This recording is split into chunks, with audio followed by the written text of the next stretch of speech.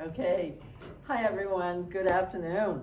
Thank you for joining us this afternoon for the Mayoral Forum for the candidates of the City of Dublin.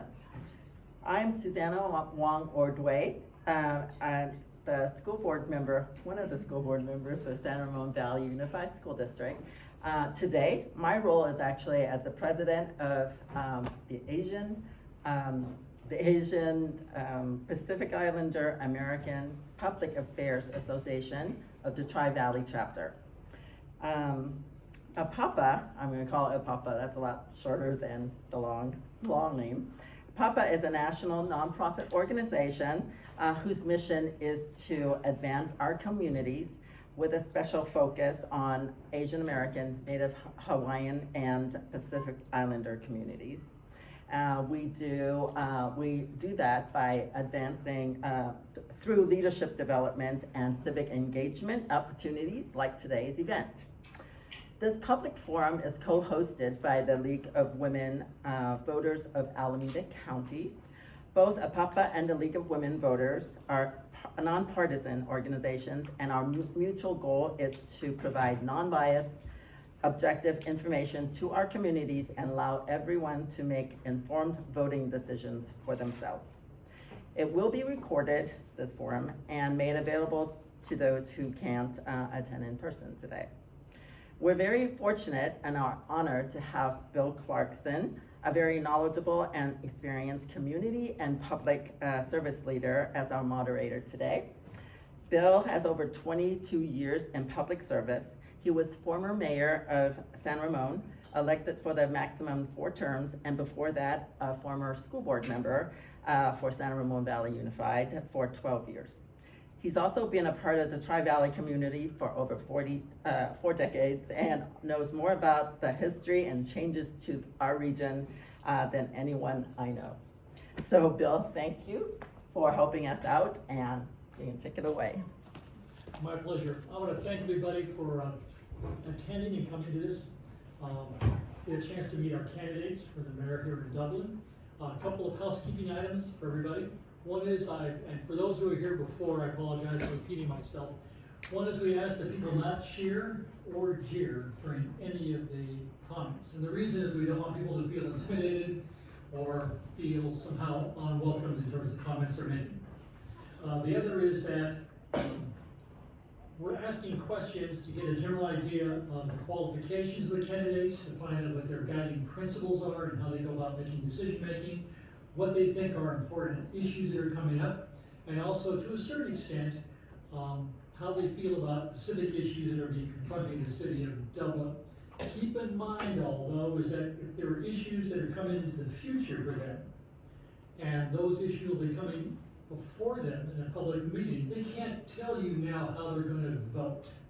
That's important for you to know, is that you want the public's participation and for them to hear public comment before they would decide how they're going to vote. So don't get frustrated if you don't hear how they're going to vote on a thing in the future, because until they hear from all of you in a public hearing, they should not decide in advance how they're going to vote. All right? That's right. Okay. We're going to start with a 2-minute introduction. They get a chance to say whatever they want to. We're going to then we're going to follow up with 5 questions. We're going to get a minute and a half each. They have graciously allowed Sean, because Sean asked for an extension of having 2 minutes to answer questions. They said absolutely, so Sean will be taking 2 minutes to answer his questions. We'll be going from the far left, and we'll rotate all the way through so everybody gets a chance to have the first question, or the question asked to them first. So with no further ado, I'm going to turn over here to Jenny. Sherry, I'm sorry, Sherry. Sherry, thank you, Sherry. To Sherry, and have her do her 2-minute introduction. Are you going to turn this on for me? Okay, thank you.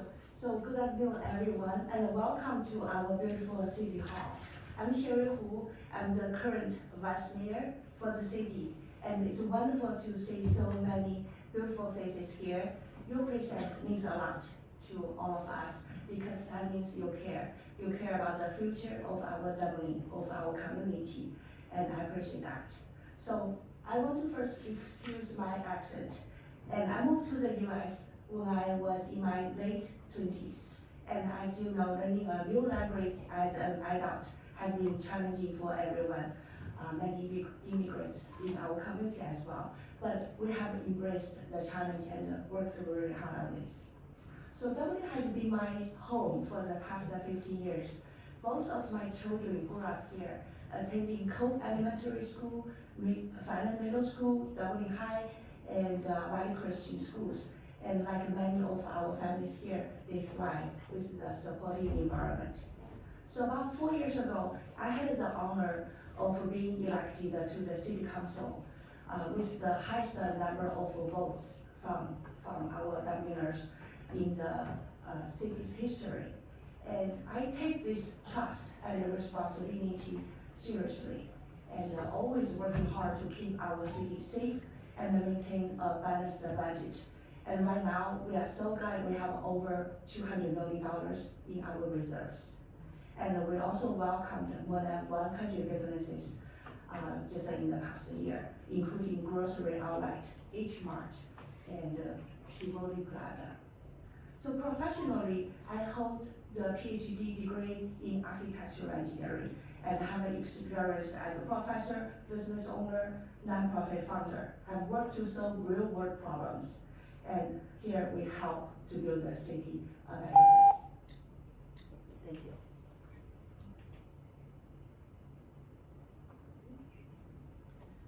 Thank you, APAPA and the League of Women Voters for hosting this forum today, and thank you for coming. My name is Jean Josie. I'm a 24-year resident of Dublin, and I'm currently Dublin's longest-serving council member, and I took my rotation as vice mayor in 2022.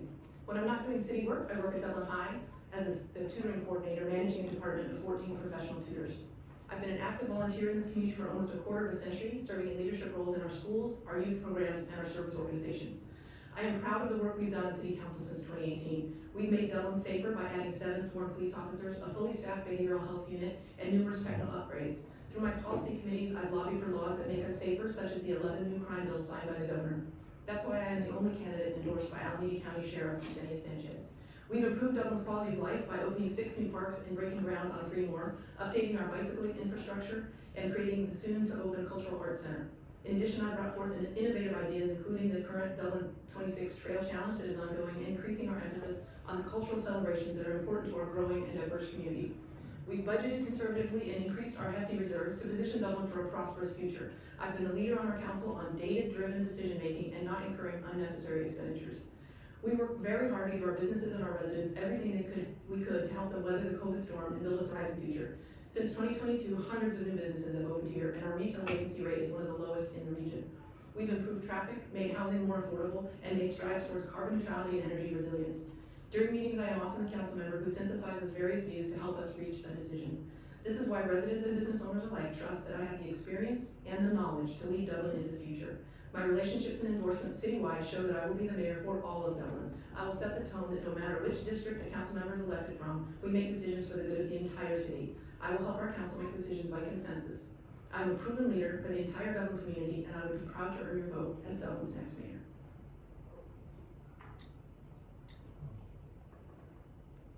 Good evening, everyone, or afternoon. Thanks to APAPA and the League of Women Voters for hosting this event. I'm Tom Evans, and I want to help Dublin find a new path for its future. But first, I'd like to say, as important as the mayoral race is locally, it's worth remembering and keeping in perspective how fortunate we all are that we live in a free country and we're not experiencing the atrocities of war like we see around the world. I give a sincere thanks to our men and women in uniform and all those who act in our defense, including our own first responders here in Dublin. The path that I have for Dublin is not complete. It requires us to pause and look around at what we've created. Charting a path will require a lot of planning that looks at the long term as much as the near future. But I won't add to the go big at any cost theme. My vision for Dublin is a welcoming city that appreciates diverse and talented population. A Dublin that has more affordable for sale inclusionary housing, so young families can make a down payment on their future. No more unnecessary middle roost tax, property tax. A city that can pivot to adjust to the large growth that we've had, as well as the coming growth that's already been approved. I want to have a city that advocates for its schools instead of wrestling with them. Our city needs to do a better job of communication with residents about what's coming and what we're spending money on. We need to reach out further. Why can't we communicate with people where they are instead of expecting them to wade through a website once a month to see if there's something they should be aware of? Thank you. Sean, we're gonna give you 2 minutes and 30 seconds. Hello, ladies and gentlemen, can you hear me? Yes, Sean.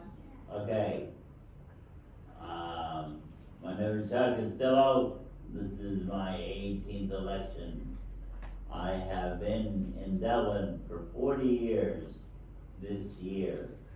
I took out my papers, I filed it in 1984, that was my first try. I tried it in all the other years, got on the ballot in 88. I have been in politics, not exactly been in it, but I've been trying. And I've been trying for the disabled so they can have a voice in our city. And to have other people with other disabilities to have a fair shake at an election also. That's what it is. I pride myself in showing other people that they can do it too. Now, my accomplishments, I have been on the several boards. I couldn't name them all in 2 minutes, but I thank you for letting me be a part of this. Thank you very much. Thank you, Sean. Gene, you're gonna get the first question. And then we're gonna go around this way. A more general sort of question, which is I want you to talk about your views on leadership. And by that is, for you to accomplish anything on city council, you need to get 3 votes. People talk about consensus building. Tell us specifically, what are the sort of things you will do to build a consensus of getting at least 3 votes on your council, and what does that involve doing? Yeah, that's a great question. My approach is collaborative. I reach out to community members and other council members alike. I think usually when an item comes to us, it's often something that's been talked about more than once. So we have an idea of where our planning commission sits, where our other council members sit, but also I spend a lot of time talking to residents in the community about how they feel, what they think about an issue, and making sure that that I reach out and understand the full issue. As far as working with other council members and being collaborative there, I often try to work with somebody who doesn't necessarily agree with me in order to get to 3 votes. You can only talk to one other council member before you have a Brown Act violation, and so I'm very, very cognizant of those rules. And so if I know that generally I'm aligned with another council member because our views are similar, I will often reach out to a council member that I don't think might be aligned with me to talk about how they feel about an issue and kick the idea back and forth to see if we can come to consensus on something. I believe that everybody who sits on our council does so because they want the best for Dublin. We might not always agree what that is, but I always assume the best of intentions of all of my colleagues, and I know all the people that disagree with me within the city as well. I don't know that that I've encountered a lot of people like that, but I want to debate issues and not people, and that's, I think, the best way to come to consensus is to just talk it over. I'm always open to the idea that my view is wrong, so I come to it genuinely listening to other people's thoughts on any given issue, and building consensus that way, because at the end of the day, I'm just one of 5. I'd like to start with proper conduct, and I don't see any issues there. The council I've always seen has been good in that respect. Respecting residents' opinion, I think, is a big deal, but you can also draw on experts.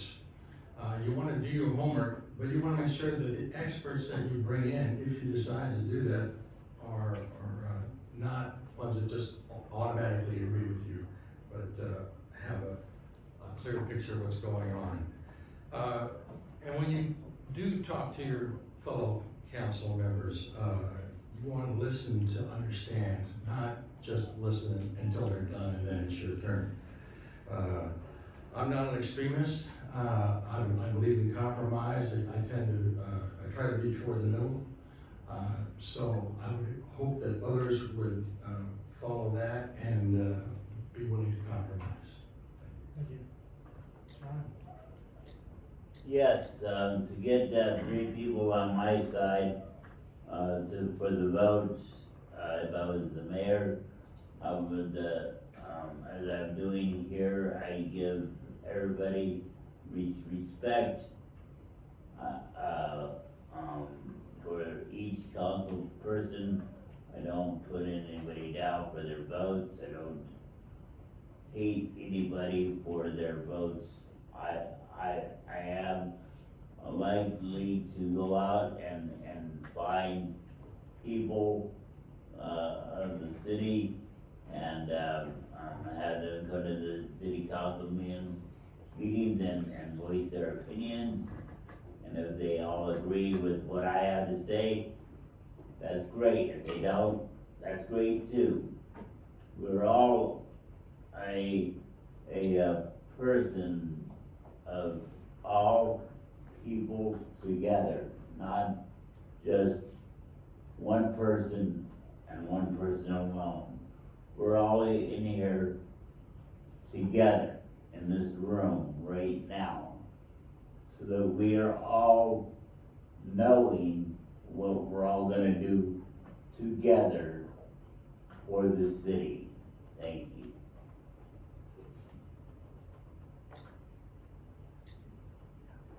Thank you. So, I would just say we need to first use our eyes to see, which means we need to read the information, do analysis, make sure we understand the situations. I would say we have a council meeting packets over 1,000 pages. It's not uncommon. And takes our long time to really understand what's going on, the technical issues or it's different questions. Second thing is listen, and listen to the our community members, and also listen to our city staff, because they have spent a lot of time doing research. They have the way to tell you what's going on. And also we need to listen to the stakeholders who's involved in these issues, what's their opinions, but always understand they are saying something from their own perspective. Then we need to use our brain, because we heard all the voices. We actually, all the people tell us contradictory opinions about same issues. So it's upon us to use our analytical skills, problem solving skills, to really understand what's going on and come up with a good solution, win-win-win solution for everybody. That will be the best. And last thing is talking in the council meetings and trying to reach consensus with our council members. And the voting is the result. Thank you. Thank you. Tom, you ready to get the next question? Okay. The most contentious issue that any city is usually confronted with is land use. Land use and housing. The state has passed a whole series of laws which dictate, in many ways, take control away from a city's ability to manage the city the way they want to. Describe to us your vision of the city, how you'd like to see housing built out, and what laws in particular are most challenging, and what are you gonna do to get around it? You only got 30 seconds, a minute and 30 seconds. Oh, to fix the problem. Huh? Yeah. Okay, well, I know that the state of California has passed down quite a number of laws that have made housing issue difficult for cities. RENA being one of them, they basically tell you, you have to build this many houses. Another one is the reduced parking that we have around transit areas. That is a difficult one to deal with. So there's not a lot you can do about some of these laws, but you can, for example, you can resist upzoning, at least for the next 7 years in this cycle, because we already have enough RENA numbers already.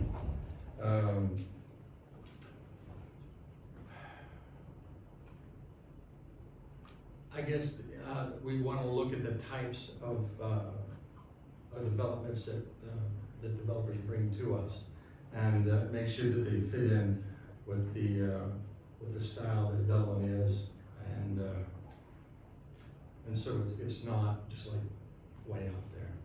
That's, Thank you. Sean?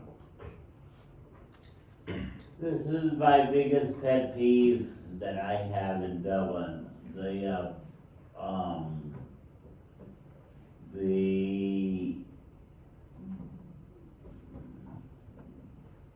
The board, the one that is across the street from me is the boulevard. And the boulevard is our biggest project that we have in the whole city of Dublin. They're still building after 7 years of building it, they're still going. And they will not stop. And you got 7 people, 7 houses per building, and you got at least 300 buildings out there. And I've driven it through there in the wheelchair, around, and it is just massive. And so my thing is that we need to, if we're gonna build for the disabled, we're gonna build for the low income, because they are being left out. They're being left out totally. I tried to move around in Dublin. I can't move out of my building if I wanted to, because of these people. They want more money for each of these projects, and they're not letting us have our way. Sure. Thank you. So, the fact that everybody already say, our Dublin is the fastest growing city for many, many years. Our population has doubled from 2000 to 2010, and doubled again from 2010 to 2020. And with that said, many of us moved here, actually during these 2 decades of time. And one way we benefited from the faster growing city, and we have beautiful parks and beautiful schools, and we enjoy life here. But on the other hand, we do have a growing pain. And my students, like my kids, say the portable classrooms, we worry about they didn't get a chance to have a lunch during the break. So I talked to many residents. I heard many people raise their concerns about overdevelopment. So I want to say, I keep that in mind when I became city council for the past 4 years.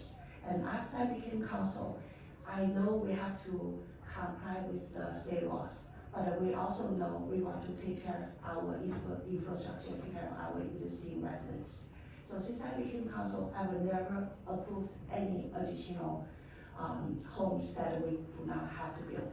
And all the things are basic minimum required by the state law. So here I want to say again, I listen to the residents. We understand your concerns. We'll work on this.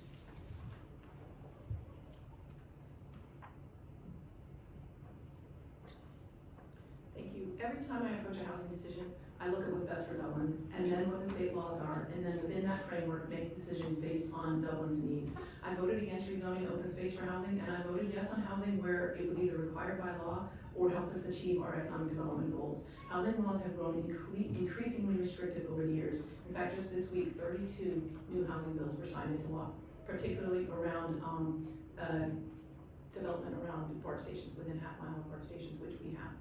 No net loss laws have played a big part in Dublin, as what did SB 50 in 2006, which made us not allowed to consider the impacts on schools.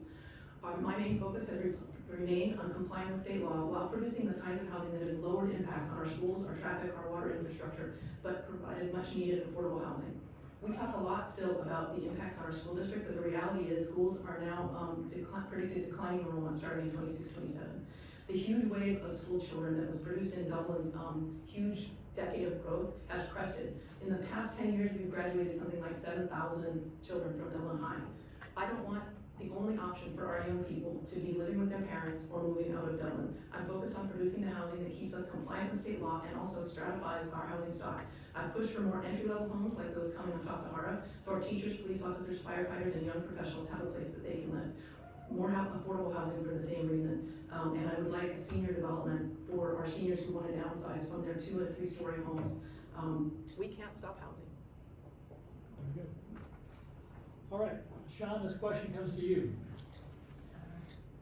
Surveys that cities take almost always, the first and foremost priority for residents is public safety. And one of the biggest struggles that every city has is with their budget, how they prioritize spending the money.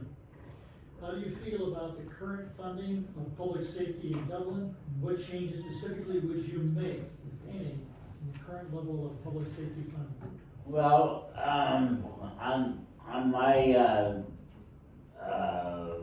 when I put my 200 words of my campaign statement, I put down on the bottom, every time I am for the first 3 responders totally. I am here for the protection of the police, the fire, and the ambulance people, and other people that are important for our safety.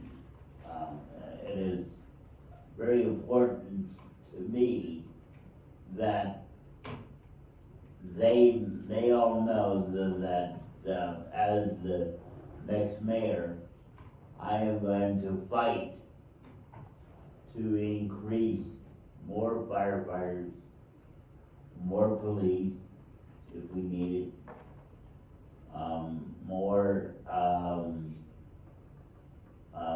more bays for the ambulance people, and we need to really respect our firefighters and our police and our ambulance people so they do not get hurt on the job of anything against them. Thank you. Sure. Thank you. So public safety is my #1 priorities. And we want to make sure we live in a safe place. That's fundamental for our quality of life and also fundamental to the business owners to have their good business. And although Dublin has been safe for these years, but as you can see, our surrounding cities like Oakland or bigger cities, San Francisco, all have safety issues. So we need to have a proper vigilance, make sure we have enough police, enough budget, enough support, technologies to support their work. And I am very proud to be the only candidate endorsed by both Deputy Sheriff's Association and Firefighters Local 55 Association, which is hard to earn and also show their trust in me, in my leadership, to lead the Dublin into a safe and provide best services to all of you. Thank you. Public safety is always a top priority. I have always ensured, and I will continue to ensure, that as Dublin grows, we continue to budget for additional officers. We've added 7 sworn officers since I've been on council, but it isn't enough to budget for additional officers. We need the right people responding to each type of call. I'm committed to the Dublin Police Services Behavioral Health Unit as well. Having clinicians integrated into our police department makes our city safer. I serve on the public safety policy committees for both the California League of Cities and the National League of Cities. And through this committee work, I've been able to learn about best practices, but also advocate for legislative reform, like the 11 crime bills that were passed this year. I will always budget based on Dublin data, not a one-size-fits-all metric, or rely on advice from a local gun dealer whose entire business model depends on fear. Property crimes have been on the rise all over the state, and I'm committed to giving Dublin police the resources they need to keep our residents and businesses safe. I'm committed to Prop 47 reform to ensure that when police do their jobs, so do prosecutors. I'm able to help shape solutions based on my policy committee work, that it's not just railing against what we all know is broken. In Dublin, we've taken a proactive approach to preventing crime by installing dozens of situational awareness cameras and license plate readers throughout the city, and I'll continue to keep Dublin plugged into new technologies while always working to safeguard the data and prevent abuse and misuse. Public safety isn't just policing. With our changing environment, we also need to make sure that we have adequate resources and coverage from our firefighters and our EMTs. There's nothing scarier than a grass fire approaching Dublin homes. And I will continue to work on our mutual aid agreements and make sure that Dublin-based personnel prioritize Dublin residents.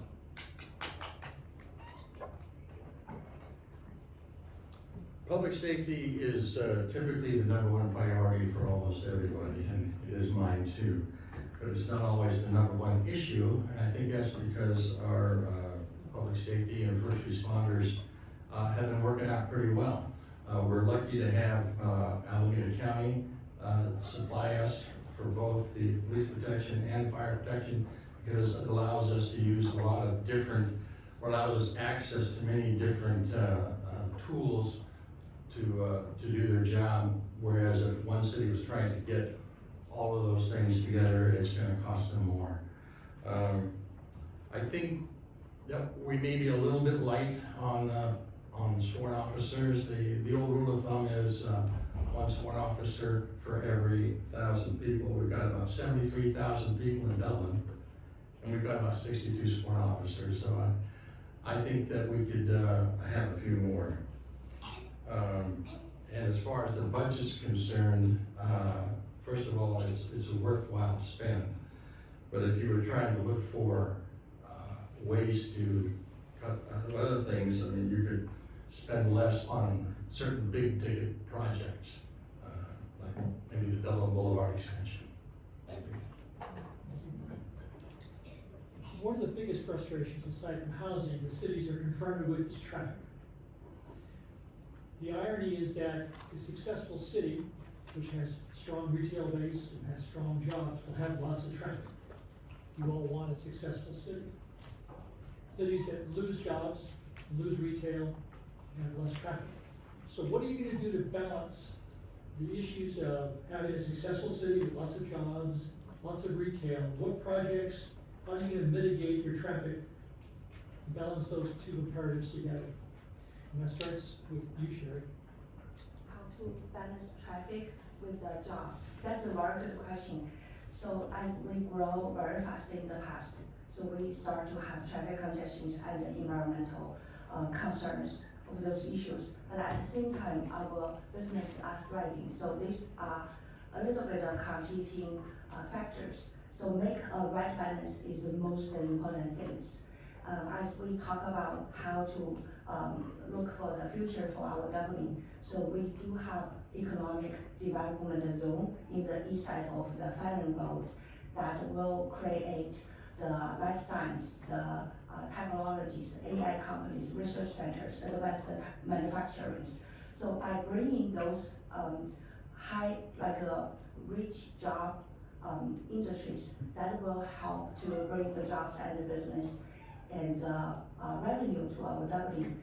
And also that place are close to the highway and more convenient to the transportation. That's one smart way to handle the balance of the traffic and the job-rich issues.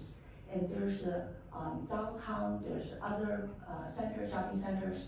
So I want to reiterate, when we build them, we have to make sure we do not overdevelopment. We need to plan well. We need to make sure we consider traffic, consider the parking, make sure it's well built.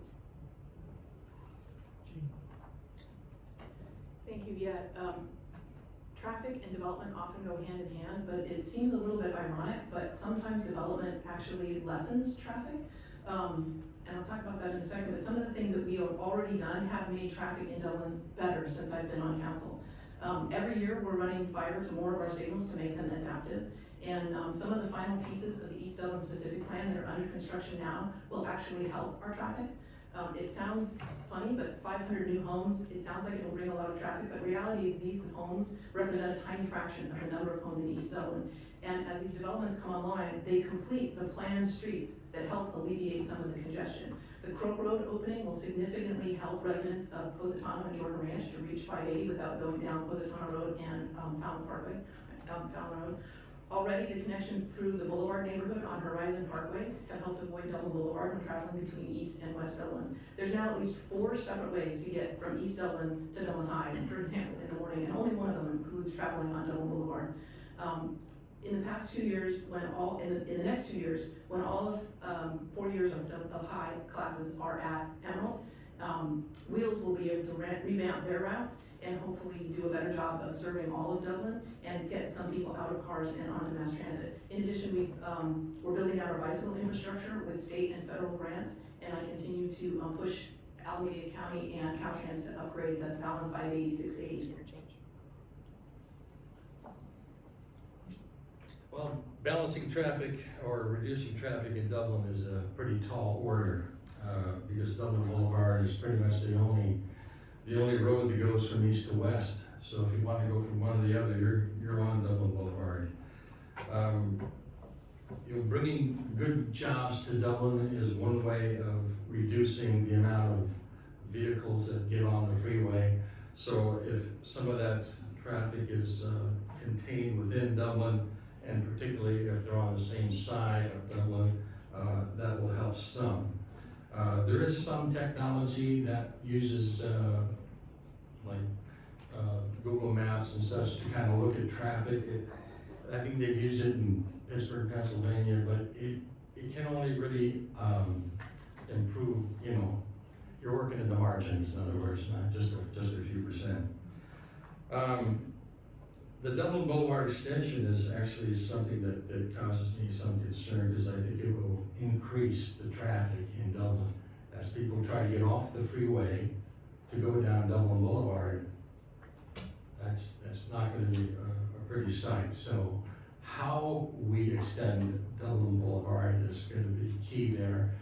Maybe we want to keep it only 4 lanes instead of 6 lanes, and maybe we want to have some intersection control, and we need much better public transit.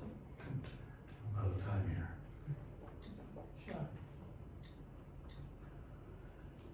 Yeah,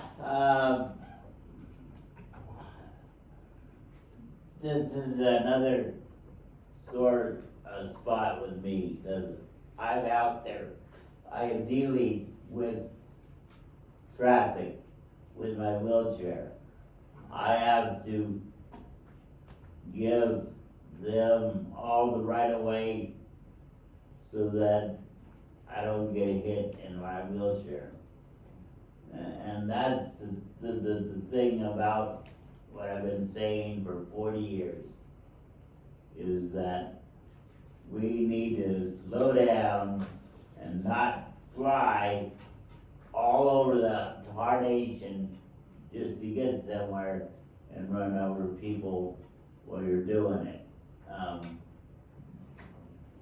That being said, our traffic problems are because we don't have the certain streets made to go down certain roads to make it easier, like to get on Doherty Road from Dublin Boulevard. You need, where they're making the big bridge there, they need to extend that street to go along the Irish Trail to make it more feasible for people to go right onto Dublin Boulevard, but before the stoplight down a mile down the road, and you've got the bigger problems. And so I say we need to slow down. This is our last question, and then I'll start with the question, and Tom, you're gonna do closing arguments, okay? Let's get advanced. Without looking at your notes, I want you guys to tell the audience, why it will make a difference that you're in the mayor's seat, and what you want to accomplish that you haven't yet talked about yet. So why will it make a difference that you're in that mayor's seat? And what do you want to accomplish but you haven't talked about yet? This is a great question. It makes a difference who's in the mayor's seat. My leadership, my knowledge, my experience are what we need in Dublin right now.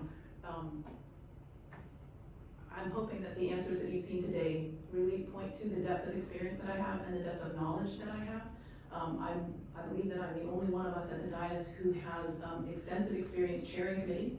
I have relationships across the Tri-Valley, across Dublin, all sides of Dublin. My work with the school district is important. I've been a 10-year employee of the Dublin School District, and as budgets are lean, we will need to be working closer and closer with the school district to make sure that all of our youngest residents have what they need. But also I have the respect of our colleagues in other cities around the Bay, and we need to be working collaboratively for things like business development in the Tri-Valley region, with Innovation Tri-Valley and with Visit Tri-Valley, to make sure that all of our cities thrive with economic development and good high-paying jobs here. I know how to chair a meeting. I know how to make the proper appointments to committees and commissioners so that we get all pockets of Dublin represented, so that we have robust bench of future council members as we transition to my districts. I have tremendous chairmanship experience, not only at regional committees since I've been on council, but also long before I was ever on council, with chairing school site committees and parent faculty clubs and large events, and also in my work long before I ever moved to Dublin. I am the most experienced and qualified candidate. Thank you. Yeah, I guess the things that I would strive for as mayor, number one would be transparency.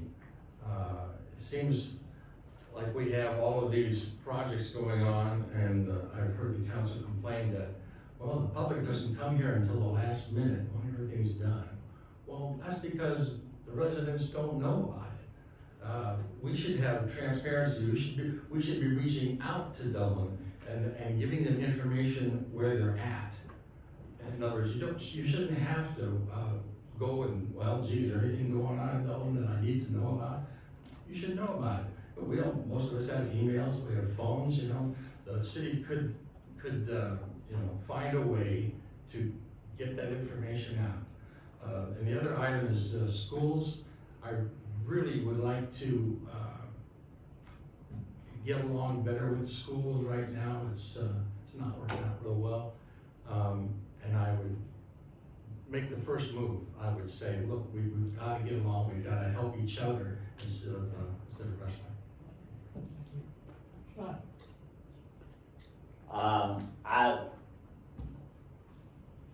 I've been saying for the last 40 years that the city council and because I've been running not only for the city council, but I also ran for mayor several times, and when I add up them all together, that's how I got up with the number that I've been running for office. I'm doing it because I care about this city. I care about the circumstances that we're in, and I want to make sure that everybody knows that I'm on the same page as they are. And I have been on the Human Services Commission. This is for 6 years. I chaired it a couple of times. I was the vice chair for 2 of those times, and I know how to run a meeting. I'm the chairperson for Wheels right now. That's a big step for me. It's my second time that I got to do that. I help with the bus companies in Oakland. I've been on there for 20 years with the Major B money and the BB money, and I know what it is like to do budgets for our city. Thank you. Sure. Hi. So I believe I'm the best candidate for mayor because I'm a proven leader with a real experience in the areas that matter to our community. As an entrepreneur, I have built and scaled thriving businesses and creating jobs for a dozen people. And while my credentials in finance and extensive experience equip me to manage and improve our city's physical health, and also as a former assistant professor and as a co-founder for a nonprofit organization helping students with their leadership development. I'm dedicated to advancing education and help our youth to become next leader. I worked with environmental protection nonprofit organizations as a green building director and actively protecting our open space and preserving our natural beauty of the city. So while others may talk about improving business, education, and the environment, and proven leaders, but I believe that those experiences and delivered solid results. I'm the candidate with the with the proven track record. So with that said, I would like to ask all of you to work together to make our Dublin a safer and a more prosperous place. Thank you. Okay, John, why don't you bring us on? Okay. So I want to again thank APAPA and the League of Women Voters for hosting a great event, and this is a public service. I've had strong feelings on some issues in Dublin for years now, and I kept hoping that another candidate would step up and provide a real choice. A departure from what we've seen in the last 6 to 8 years. After waiting many months, I knew that by July that I had to step up if I wanted Dublin to have a chance for some different choices. I think all the candidates here are big on public safety, but beyond that, the choice is pretty clear. You can choose experience and it'll keep us on the same path that we're on, or you can choose my vision to pivot and try to make better choices, stop changing zoning that increases housing density, and make city decisions that help students and their families. I value maintaining all of the land between Dublin and Livermore as open space. The City Council voted to put a measure on the ballot to change that, and I believe that the tricky language used was done to fool the voters. I value decisions that make our schools better. Our recent councils have had years of opportunity to make helpful decisions for schools, but we don't see much of that. In fact, I think maybe our relationship is at an all-time low. I value affordable for sale housing instead of trading that housing away for land parcels. Unlike what our recent councils have done, I will resist changing the zoning to increase the number of residential units. If you value what I value, then I ask you to vote for Tom Evans for mayor on November 5th. Thank you.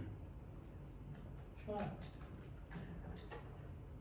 Yes, ladies and gentlemen, as I said before, that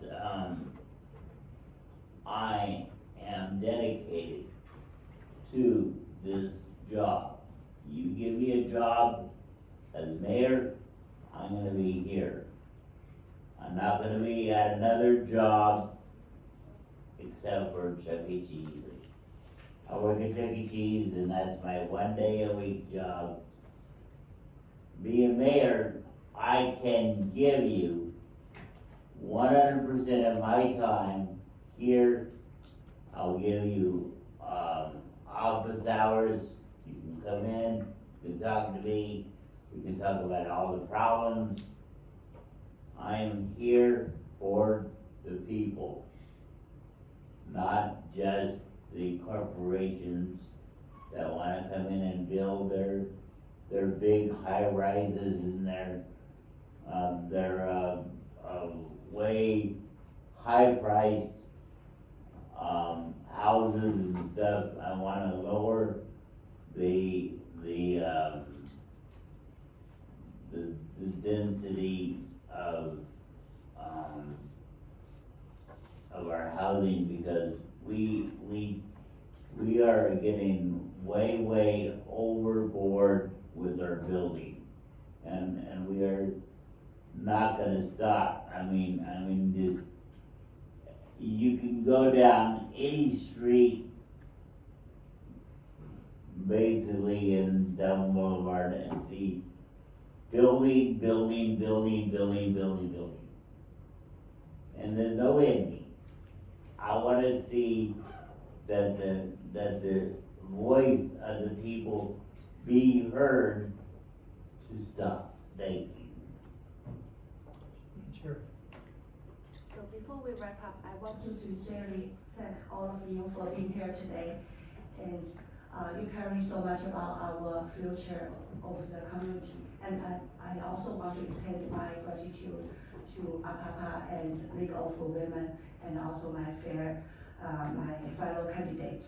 So actions speak louder than words. Over the years, I've shown my commitment to this community through tangible results, whether it's improving public safety, supporting local businesses, enhancing parks and the community programs. I'm honored to have earned the endorsement of both Deputy Sheriff's Association and Alameda County Firefighter, two of the most trusted organizations in our community. So I'm running for the mayor because I care about our city and I want to ensure its bright future.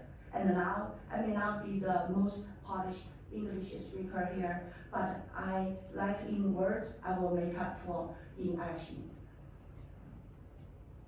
So also my international background and understanding of our diverse demographics enable me to represent all members of our community effectively. I lead with integrity, humility, and a serving attitude. And well, as we say, other people may just talk about their leadership and business, jobs, and education, and how to help with the environment. I've lived these experiences and delivered real results. And I am the candidate with the proven record. So we just thank all of you again, and let's work together to make our community a better place. Thank you. I want to thank our hosts again for having us today, but mostly I want to thank you for taking the time to come and hear each of us so that you can make an informed choice. I also encourage you to watch a council meeting or two to see us in action, 2 of us on the dais and 2 of us in public comment. This job is more than photo ops and Photoshop. Certainly the most visible part of being a mayor is as the city spokesperson at public events. Each person here can handle that duty, no problem. Beyond the ceremonial, however, is real work. In my 6 years on council, I have taken this job seriously. I have learned state laws, joined policy committees, and attended numerous trainings. I have forged relationships with our residents, our business owners, and the nonprofits that deliver our social services. I am collaborative. I have created a network of other council members and mayors whom I can call for advice. I have the respect of our partners in the Tri-Valley, and I've represented Dublin faithfully and completely on my regional committees, showing up on time and not missing votes. When I'm at the dais, the meeting has my undivided attention. While others may be texting, sending emails, or doing personal work, I am fully engaged, listening to the public and our staff. I prepare for each meeting by reading every agenda packet cover to cover and researching to ensure that I understand all sides of an issue. We are one Dublin. As your mayor, I will listen to you and be accessible to you. I will make sure we have balanced perspectives, diverse voices, and all pockets of Dublin are represented. Dublin needs an experienced and a knowledgeable mayor. This is not the time for a mayor to be learning on the job.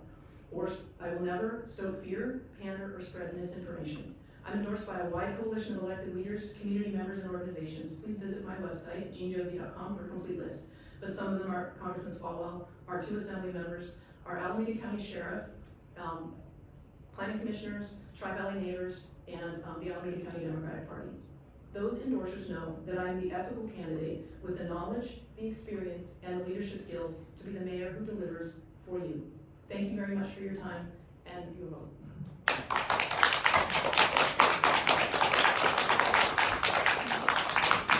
want to thank all the candidates for their excellent presentations. It takes, as I mentioned before, or during the Dublin, it takes a unique individual who will go through the vigor and the process of running for office. It's not easy. It can take a huge toll on your families, on your businesses, personalized, of course. And so it's our way, all of us, to tell each one of you how much we appreciate the time you're taking to run for office. No matter how it works out, I'm sure each of you will continue to play a huge role in Dublin's future, so thank you very much. Now, also, I think you've all agreed, will you stick around for a few minutes if people have individual questions for you? Absolutely. Okay, good, well, stay. Susanna, do you want to make any closing comments? Yeah, just in closing, thank you so much for coming out. I want to thank, of course, Bill Clarkson, our moderator, and then also our 4 candidates for Dublin. And like I think said that they're generously going to stay around, so for individual questions. We have recorded this session, so it will be made available for public, for those who can't be here. But also, if you'd like more information about APAPA and our future events, future opportunities, please make sure that we get your name and email address outside. So thank you again for joining us this afternoon.